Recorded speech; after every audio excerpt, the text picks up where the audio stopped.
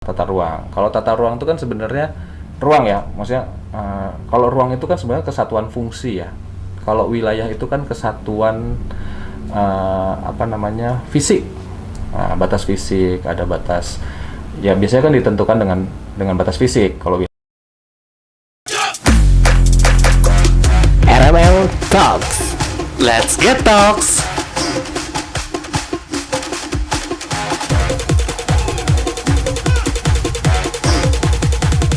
Tasin, tanya sana sini.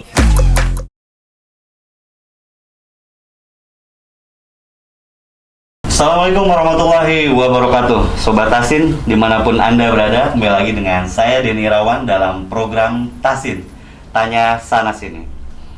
Dalam episode spesial Hari Tata Ruang kali ini kita menghadirkan narasumber khusus yang akan kita tanya-tanya dan juga berbagi pengalamannya seputar tata ruang dan juga penataan kota gitu ya di wilayah Indonesia. Beliau berstatus sebagai ASN, aparatur sipil negara, dan juga sebagai praktisi ya, kita kenal sebagai praktisi tata ruang seperti itu, yang ditugaskan saat ini di bidang IPW Bapeda Litbang Kabupaten Bogor seperti itu. Beliau sudah di Bapeda sekitar dari 2009 ya, berarti sekitar 11 tahun ya, kayak gitu, 10 tahun, sekitar 10 tahun. Nah, hadir di tengah-tengah kita saat ini, perkenalkan dia, ini dia Mas Dito. selamat siang teman-teman sekalian. Terima kasih nih Mas Denny udah diundang ke sini. Ya, merasa terhormat lah yang bisa ikut ngobrol-ngobrol santai ya. Iya, kita ngobsan aja ya. Iya, ngobrol-ngobrol santai. Iya, ngobrol-ngobrol santai, konsepnya kita santai aja, bahas kita ulik tentang tata ruang seperti itu ya, Iya, Mas Dito. betul. Karena ini spesial Hari Tata Ruang kayak gitu ya, ya kita bicara seputar hal-hal itu gitu. Yang perlu teman-teman ketahui, Mas Dito juga salah satu lulusan dari planologi atau perencanaan wilayah dan kota ya, betul Ya, Mas betul. Dito? Di Institut Teknologi Bandung ya, Betul. Mas Dito. Iya. Itu tahun berapa dan lulus tahun berapa waktu itu? Waduh, kalau tanya lulus nih kadang-kadang kan takutnya kalau udah kelamaan lulus nih takutnya jadi nggak jadi contoh yang baik gitu ya. Gak apa-apa, Baik. banyak lah. Jadi memang gini, saya waktu itu ngambil S1 memang di Teknik Perencanaan Wilayah dan Kota atau Teknik Planologi ya di ITB. Saya masuk tahun 2000, lulusnya tahun 2006, jadi 6 tahun. Jadi 6 tahun. Begitu lama lah. Lulus tahun 2006, kemudian saya masuk PNS atau ASN sekarang sebutannya, itu tahun 2009, bertugas di Bapeda Litbang Kabupaten Bogor. Sampai dari awal nih saya masuk 2009 sampai sekarang masih di Bapeda Litbang gitu ya, masih di Bapeda Litbang. Terus kemudian saya tahun 2012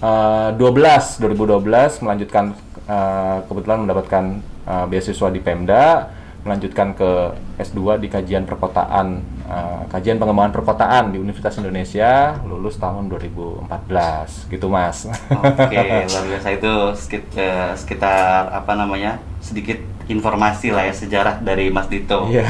Sejarah pendidikannya. Dan juga ya sama-sama mungkin dari yang menonton video ini ya, sama-sama dari bidang planologi gitu ya, bidang planologian di S1-nya, S2-nya di Kajian pengembangan perkotaan, linear. Linear ya, masih rumpunnya Iya, planologi lah. masih rumpunya perencanaan kota. Perencanaan wilayah dan kota. Di betul, UI ya. di UI. Kayak gitu. Wah, luar biasa sekali ya. Berarti konsisten di 2009 Mas Dito di Bapeda ya, saat itu Iya. penempatan di Bapeda. Namun mungkin subbitnya atau bagiannya yang beda-beda ya Mas Dito. Mungkin bisa cerita dari 2009 Sampai sekarang ya. Sekarang. Ya, jadi kalau dulu itu namanya bukan bidang infrastruktur pembangunan wilayah. Dulu namanya, waktu pertama saya masuk namanya sarana prasarana wilayah. Oke. Bidang Sarpraswil. Nah, waktu itu saya pertama kali ditempatkan di kalau di Bapeda namanya subbid ya, subbidang gitu ya, subbidang tata ruang dan lingkungan hidup. Nah, itu kira-kira sekitar tahun berapa ya yang berubah itu ya, sekitar tahun 2018 atau 2019 itu berubah nomenklaturnya jadi infrastruktur pengembangan wilayah. Memang di awal itu saya masuk di bidang tata ruang dan lingkungan hidup. Terus kemudian tahun 18 atau 19 gitu. 2019 saya pindah di Subit, kebetulan diangkat menjadi Kasubit bidang Sarpraswil itu. Bidang Sarpraswil, terus bidangnya Sarpraswil ya, sarana prasarana wilayah. Seksinya waktu itu subitnya tata ruang dan lingkungan hidup. Nah, sekitar tahun 2017 2018 itu saya kan berubah ya nama nomenklaturnya jadi infrastruktur pengembangan wilayah. Terus kebetulan saya diangkat waktu itu tahun 2019 bulan Agustus waktu itu dipercaya untuk jadi Kasubit di Subit kewilayahan, pengembangan wilayah. Nah, pengembangan wilayah sampai awal tahun 2021. Saya pindah ke menjabat sebagai kepala bidang pekerjaan umum, penataan ruang dan perhubungan. Jadi ya, tapi ya intinya sih ya masih ngurusin hal-hal yang sama-sama juga gitu ya, masih terkait dengan tata ruang ya. Gitu. Jadi masih berkutat dari awal itu konsisten ya di bidang itu. Sementara ini masih konsisten.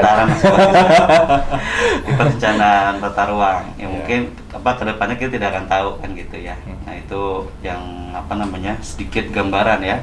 Awal karir dari awal 2009 Mas Dito ini sebagai ASN sampai dengan saat ini gitu. Oke, tanpa panjang lebar kita coba tanya-tanya ya dan juga mungkin share pengalaman ya terkait dengan tata ruang dan juga penataan kota di Indonesia seperti itu. Oke, yang pertama yang pengen saya tanyakan basic sih sebenarnya gitu. Terkait dengan wilayah dan tata ruang itu sendiri gitu. Menurut Mas Dito itu apa sih gitu? Sebagai Mas Dito nih menafsirkan wilayah dan juga tata ruang itu seperti apa gitu.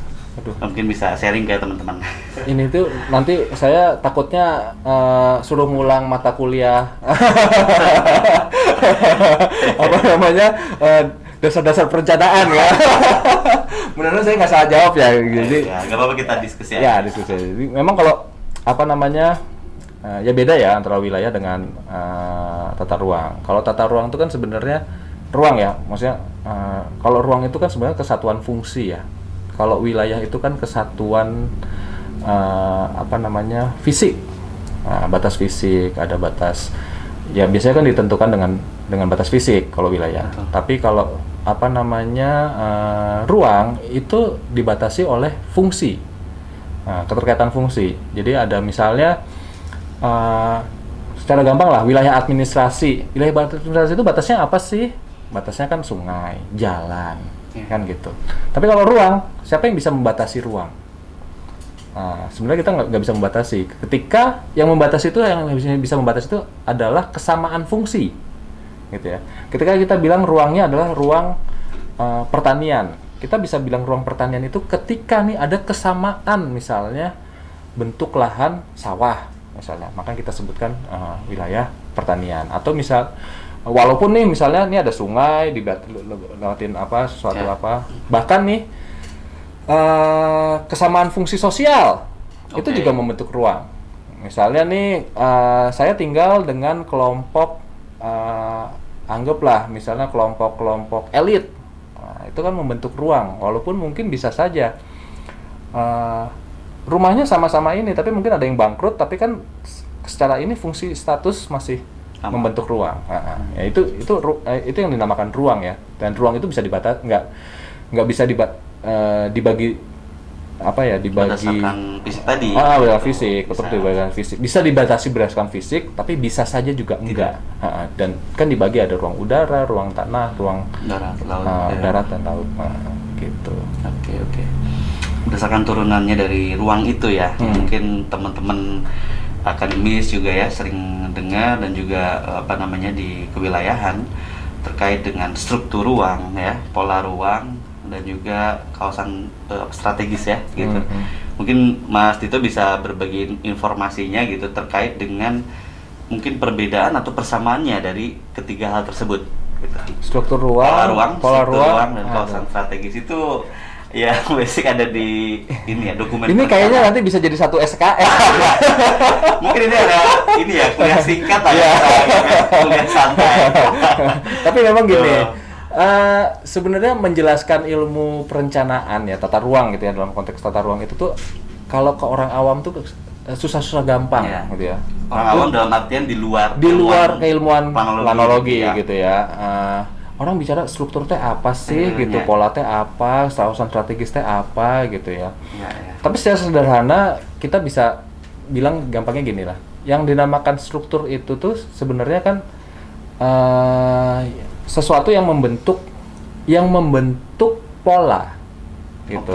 Nah, gitu ya. Walaupun sebenarnya nanti bisa bolak-balik ya. Pola membentuk struktur pun bisa. Tapi idealnya struktur itulah yang membentuk pola. Ketika kita membentuk struktur, jadi istilahnya kalau jahit baju nih gitu ya. Kita tuh bukan menjahit baju ya. Maksudnya kalau misalnya kita membangun konstruksi gitu ya. Kan kita harus bikin strukturnya dulu, baru kita mempolakan tempatnya, ruangnya di mana gitu ya. Secara lebih gampang gini, kalau misalnya di tata ruang gitu ya, struktur itu misalnya pemusatan aktivitas gitu ya, di mana sih kota-kota yang terbentuk gitu, kota Orde 1, Orde 2, Orde 3, atau misalnya jaringan jalan nih yang akan membentuk misalnya yang utamanya di mana, terus yang kalau struktur itu biasanya dia berbentuk hierarki kan, jalan utama, jalan sekunder, jalan tersier, sampai yang terkecil. Nah, ketika bicara pola itu biasanya lebih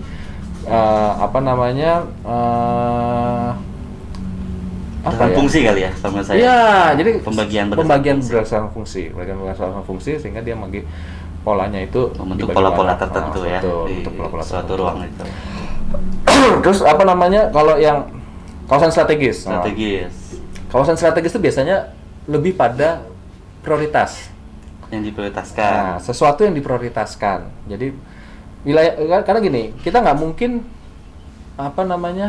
selalu dalam ilmu perencanaan itu ada keterbatasan, ada limitasi, sehingga kita harus menentukan mana yang harusnya didorong duluan, yang bisa men-trigger sesuatu yang lain. Gitu. Nah itu yang makanya kita sebut sebagai kawasan strategis. Itu yang makanya secara gampangnya seperti itulah. Tapi kalau misalnya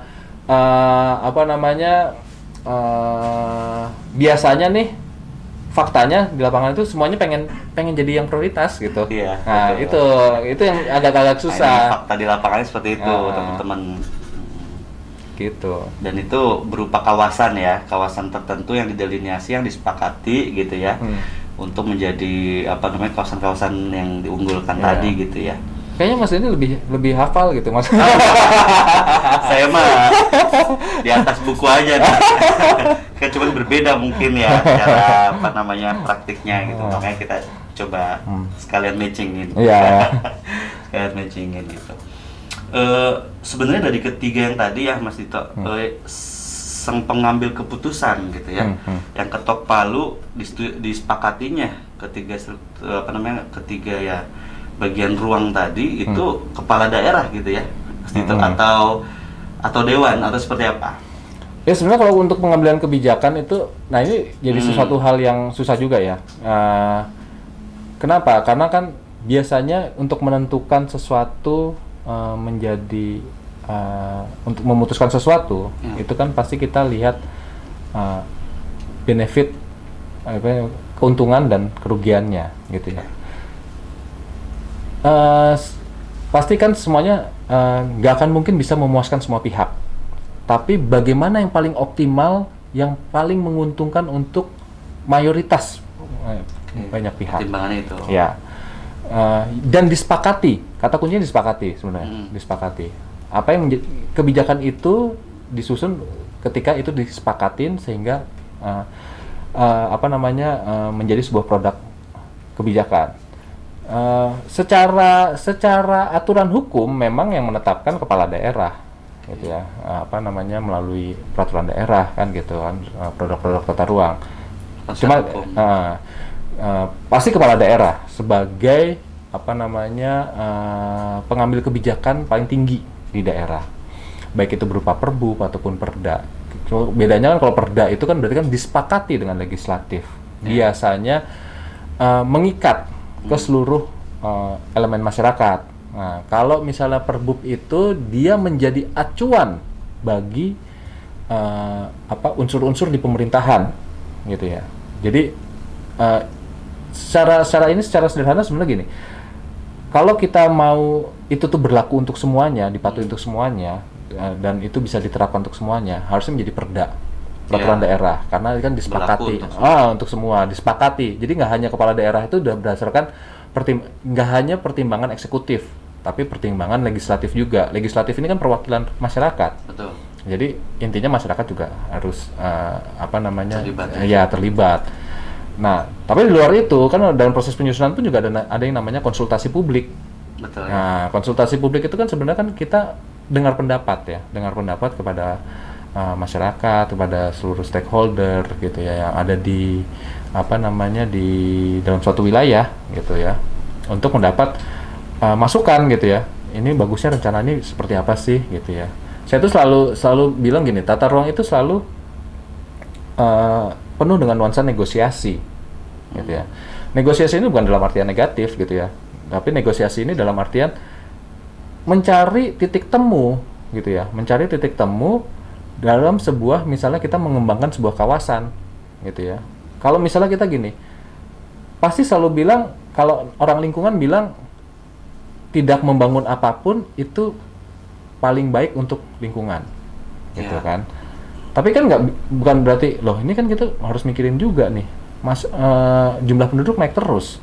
Iya, jumlah penduduk naik terus. Masa kebutuhan rumah selalu meningkat kan gitu kan, nggak mungkin juga kita nggak mewadahi itu. Nah, kita lah plan planner lah yang harus menjembatani ini itu gitu. Bagaimana sih dengan ruang itu kan nggak, namanya bumi itu kan cuma seukuran itu ya, kecuali kalau kita sudah bisa keluar angkasa gitu, pindah ke planet lain gitu ya, itu atau misalnya luas wilayah Kabupaten Bogor deh atau Kota Bogor gitu kan, luasnya kan hanya segitu-segitu aja, sedangkan jumlah penduduk meningkat gitu, jumlah kendaraan meningkat, sehingga ruangnya terbatas. Bagaimana kita bisa mengefisiensikan ruang-ruang tersebut, kita optimalkan, mengoptimalkan kebutuhan-kebutuhan itu supaya bisa masuk ke dalam ruang-ruang tersebut. Intinya sih gitu sebenarnya, secara sederhana ya, ilmu planning itu sebenarnya seperti itu. Oke. Jadi emang tujuannya untuk kembali ke masyarakat juga gitu ya. Kan kalau yang kita pelajari mungkin di keilmuan gitu ya, untuk penyusunan itu kan kita harus berani lah gitu ya dalam hal bagaimana menentukan struktur dan pola ruang tadi gitu. Nah, dan itu ternyata teman-teman semua ada proses di balik itu gitu ya. Ada negosiasi tadi gitu ya. Terus kesepakatan publik dan lain sebagainya yang tidak semerta-merta disepakati oleh kepala daerah saja gitu, atau bagian bidang tertentu saja tanpa disepakati oleh elemen-elemen masyarakat gitu ya. Karena emang tujuannya kembali kepada tadi ya, untuk masyarakat, kesejahteraan masyarakat, agar semua masyarakat terwadahi lah gitu. Kepentingannya, urusannya dan lain-lainnya gitu. Terus ini kalau yang saya coba ini gitu ya, pelajari gitu ya. Sebenarnya kan ruang itu tergantung dari perencanaannya katanya gitu ya. Ketika perencanaannya baik, akan baik pula ruang tersebut gitu. Begitupun sebaliknya, ketika perencanaannya buruk, akan terjadi dampaknya akan buruk juga terhadap tata ruang gitu. Mungkin idealisnya seperti itu. Nah, kalau yang coba saya lihat sebenarnya produk-produk dari perencanaan ruang itu sudah lumayan cukup baik ya gitu, Mas Dito. Kalau menurut Mas Dito sebenarnya ini kendalanya apa ya, ketika pada praktiknya di masyarakat itu ada beberapa yang tidak sesuai gitu, Mas, dengan perencanaan ruang yang ada gitu. Apakah yang tadi ya, apakah ruang itu sudah muncul terlebih dahulu sebelum adanya perencanaan, atau ketika sudah direncanakan gitu ya, itu ruang ya tidak sesuai atau tidak terkendali dengan baik gitu. Oke, jadi kalau kita lihat sekarang ini memang tren perencanaan kita semakin kesini semakin baik ya, kalau saya lihat ya. Oke, benar. Jadi saya selalu lihat gini, yang menjadi kunci dalam perencanaan itu pasti nggak akan nggak akan hasil itu nggak akan baik ketika tidak melalui proses yang baik juga gitu ya, proses yang baik dan data yang benar. Nah, ya itu jadi gini, kenapa saya bilang perencanaan kita semakin kesini semakin baik gitu ya, karena semakin kesini data-data kita pun juga semakin semakin termuktahirkan. Cuman apa kendalanya? Kadang-kadang seringkali gini, dinamika yang terjadi di masyarakat itu lebih cepat terjadi dibandingkan kecepatan kita dalam menyusun rencana. Itu yang seringkali menjadi permasalahan ya. Jadi kadang-kadang kita sudah bikin rencana nih, itu dengan menggunakan data 2-3 tahun ke belakang gitu. Padahal sudah terjadi fenomena-fenomena yang lain sehingga udah terjadi perubahan. Nah, itu yang memang mungkin yang semangatnya nih saat ini kan Undang-Undang Cipta Kerja terus turunannya ada PP 21 2021 terus dengan turunan-turunan permennya. Itu adalah mempercepat proses gitu ya. Mempercepat proses penyusunan tata ruang. Tapi memang menyusun tata ruang itu juga nggak sederhana. Ya, itu memang jadi tantangan buat kita planner-planner ada bagaimana menyusun rencana itu dengan cepat gitu ya. Dengan cepat dan dengan proses yang benar gitu ya, dengan yang baik gitu, proses yang baik. Nah, itu kuncinya. Jadi memang kalau terjadi friksi-friksi yang ada di lapangan, saya sih menilainya lebih pada yaitu pertama, memang kadang-kadang kita juga nggak disuplai dengan data yang akurat gitu ya. Saya bukan bilang data yang ini ya. Mungkin pada saat saat penyusunannya, kan seringkali kita menyusun rencana misalnya tahun sekarang nih 2021, mungkin nanti penetapannya bisa 2 tahun, 3 tahun gitu ya berikutnya. Sedangkan tadi ya. Ya, faktanya kan jangankan gitu. Day by day itu kan terjadi. Yang namanya izin atau yang namanya orang bangun rumah itu kan day by day terjadi. Kan gitu. Misal kita bilang, "Oh, di sini nih kita nggak boleh dibangun rumah gitu." Tapi belum ditetapin sehingga masih pakai aturan yang lama.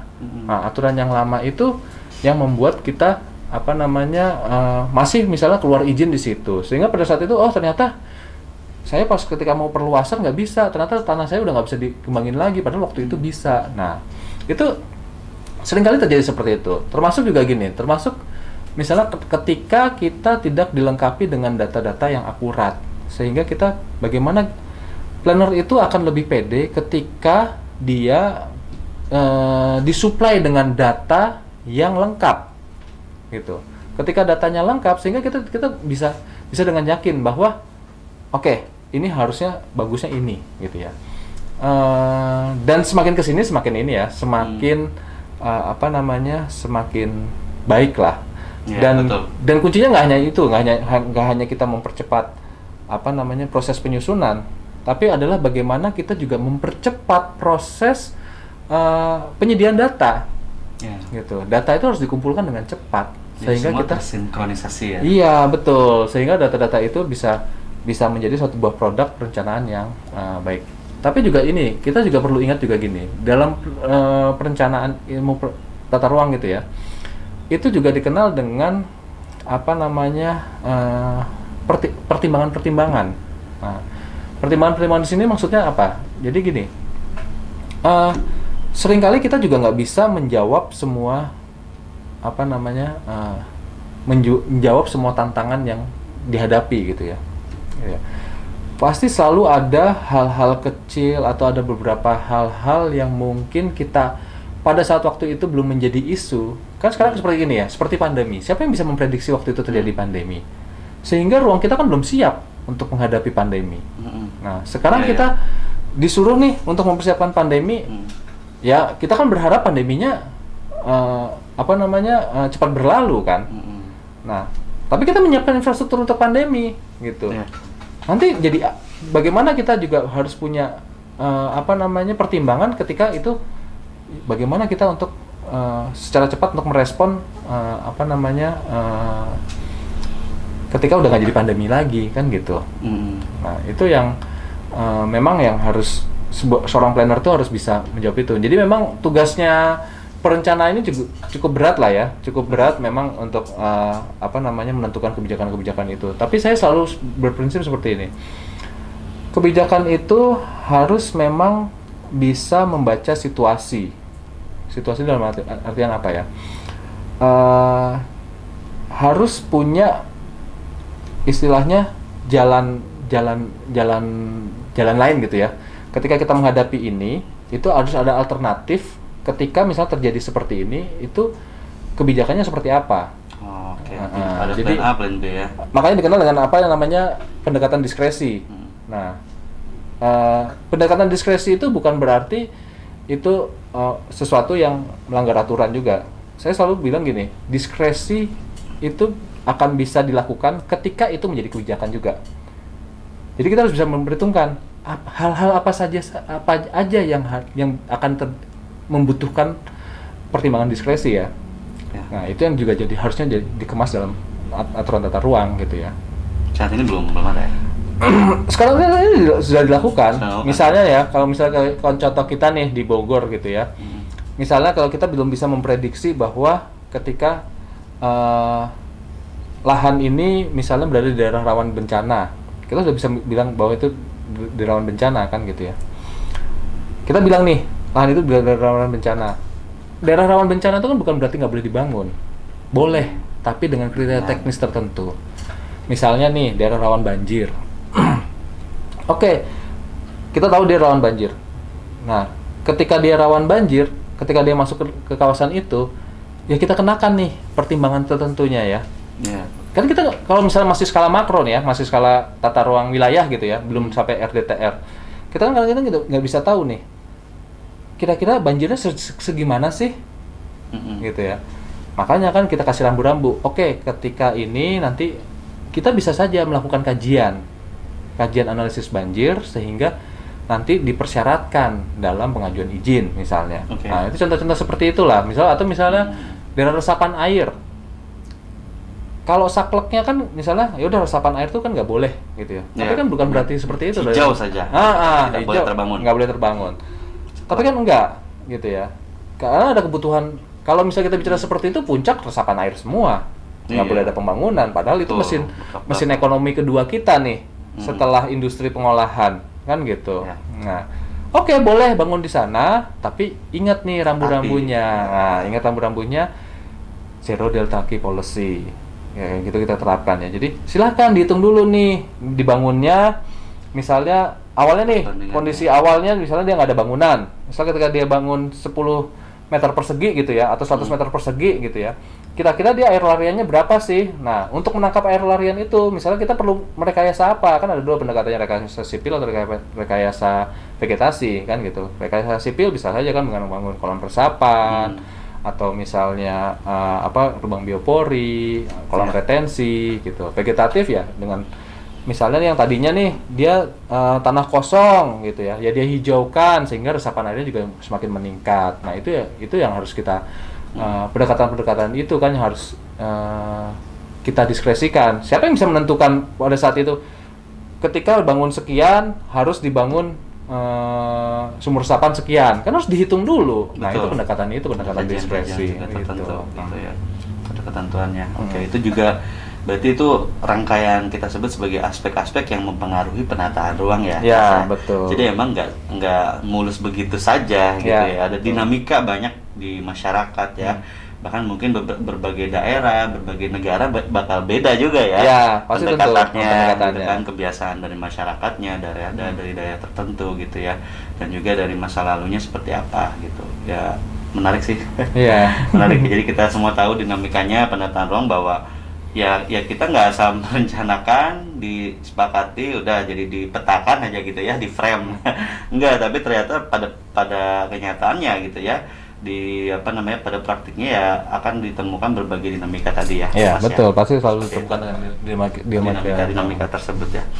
Oke Mas, selanjutnya ini terkait dengan ekonomi suatu wilayah. Gitu ya. Ini ada pertanyaan dari tim. Gitu ya, aspek ekonomi suatu wilayah itu yang pesat gitu ya atau yang maju, apakah betul akan berpengaruh terhadap lingkungan? Nah, ini sudut pandang dari sang planner ya. Tata ruang seperti apa gitu, apakah berpengaruh terhadap kerusakan lingkungan atau sebenarnya tidak juga gitu. Pesatnya ekonomi wilayah tersebut. Bagaimana pandangan dari Mas Dito? Memang kalau kesini kan kita kenal dengan ini apa ya, keberlanjutan lingkungan. Ya, Oke. keberlanjutan lingkungan itu kan nggak hanya bicara masalah aspek lingkungan, ada 3 hal kan, sosial, ekonomi, lingkungan, gitu ya. Bagaimana mencari keseimbangan dari 3 sisi itu, 3 aspek sosial, ekonomi, dan lingkungan. Kalau misalnya mungkin berbeda dulu 20 tahun ke belakang gitu ya, ketika revolusi industri. Mungkin kalau ketika revolusi industri, aspek ekonomi di di nomor 2 kan gitu ya. Karena apa ya? Kita lagi butuh pasca perang dunia kedua Pasca gitu perang. ya. Nah, pasca perang dunia kedua itu kan ekonomi itu digenjot banget gitu, supaya bagaimana menghidupi sebuah negara gitu ya. Tapi kan kesini kan ya muncul tuh namanya isu lingkungan gitu ya. Muncul namanya isu lingkungan. Nah, tapi dalam artian itu orang selalu bilang nggak akan pernah bisa ketemu antara ekonomi dan lingkungan. Nah, kalau misalnya dari awal sudah kita bicara seperti itu nggak akan mungkin ini ya, nggak akan mungkin ketemu. Tapi bagaimana menjembatanin itu ya antara ekonomi dan lingkungan gitu ya. Dalam artian gini, menjembatanin itu seperti ini ya. Jangan menganggap ketika kita bicara lingkungan itu nggak punya nilai ekonomi. Sekarang udah mulai banyak nih, misalnya kita bicara nih kayak sampah, Ya. isu-isu sampah. Kalau dulu kan kita nggak kenal yang namanya bank sampah. Ada. Ketika kita ngumpulin sampah itu kan harus jadi nilai ekonomi kan. Nah, Sampah itu ya udah residu. yang harus dibuang, harus dimusnahkan kan, intinya seperti itu kan. Nah, Akhirnya tapi kan berkembang. sekarang udah mulai berkembang ke arah sana kan, namanya isu-isu lingkungan. Misalnya kayak gini lah. Sekarang pun juga banyak ya, misalnya kalau dulu kan mungkin sawah ya udah cuma untuk cocok tanam. Tapi kan sekarang kan kita kenal ini saya sambil ini dulu ya. Boleh, Mas. Jadi silakan. sambil Nggak apa-apa. apa namanya sekarang kayak misalnya kita ngembangin sawah gitu ya. Kalau dulu sawah itu kan cuman hanya ya udah tempat orang untuk bercocok tanam aja gitu kan. Sekarang kan enggak. Sawah kan juga dikombin dengan aspek pariwisatanya kan. Betul. Sekarang namanya anak-anak di kota nih, kayak anak saya gitu ya. Dulu susah kan nyari sawah. Iya. Bahkan kadang-kadang bayar mahal lah untuk cuman Tahu dan bermain di sawah. main di sawah gitu. Padahal Memang mah ininya ya, padahal mah di dulu mah sawah. saya biasa keselokan kan, saya dulu besar di Kalimantan ya. Kalimantan. Nah, di Kalimantan. Jadi kalau di Kalimantan tuh zaman saya SD itu, kita di selokan-selokan itu tuh mancing ikan itu dapat gitu. Iya. Nah, kan anak sekarang kan nggak ketemu. Kan Iya. gitu. Selokan juga kotor. Mana ada kan ada ikannya Ada di selokan iya. kan gitu kan. Mana juga orang tua yang ngizinin kan gitu. Ya, itu Kamu dia. ngapain, Nak? Nah, sekarang ya itu ya aspek-aspek itu yang harus kita ketemukan. Bagaimana caranya kita tetap menjaga ekosistem lingkungan, tapi punya nilai jual Iya. si lingkungan itu. Karena kita nggak akan mungkin nih.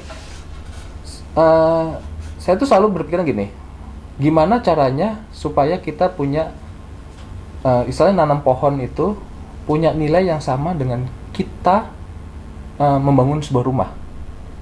Jadi jasa yang dihasilkan oleh sebuah pohon itu tuh harus kita hitung nilai ekonominya, yang harus dibayarkan, gitu ya. Yang harus ada siapa yang menggantikan itu, gitu. Nah, itu yang harus salah satunya harus diketemukan, gitu kan. Termasuk gini ya, misalnya kalau kita berbicara